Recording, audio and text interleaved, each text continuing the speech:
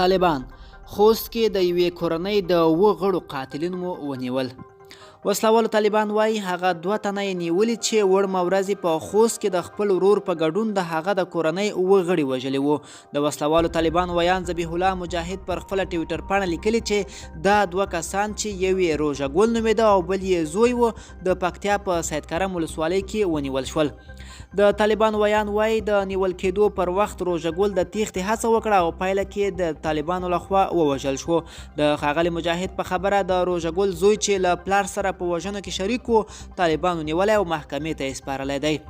د تېرې دوشنبې پر ورځ د جون 15مه د خوست اسماعیل خیل او مندوزۍ ولسوالیو کې د چراګاه او دیګانو کلي سره نږدې پر یو کور وسلوال برید شوی و چې له امله یې د یوې کورنۍ 7 غړي وژل شوي وو او 2 نور یې ژوبل وو. د خوست قومندانۍ ویان عادل حیدر هغه مهال ویلي وو د پیښې په قربانیانو کې میرمنې او ماشومان هم شامل دي. عادل حیدر ویلي وو دې پیښې عاملین پیژندل شوي دي. خو پرون د سې شنبې په ورځ د جون 14مه ځایي خلکو د دې کس او 4 نورو خپلوانو کورونو ته اور ورته کړ.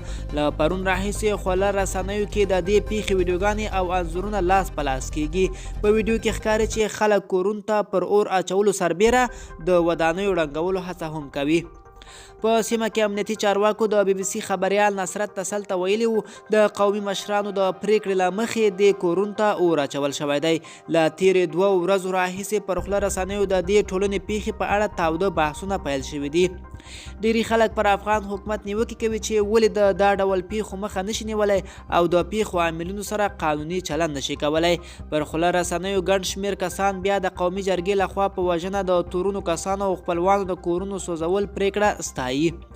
دا کسان وایي کله چې حکومت عدالت نشي تامینولی نو بیا هم قومي جرګې باید رامخته شي او دا ډول ستونزې هوارې کړي. افغان حکومت تر دې دمه د طالبانو لخوا د تورونو کسانو وژل کېدل او نیول کېدل ته کوم غبرګون نه دی ښودلی.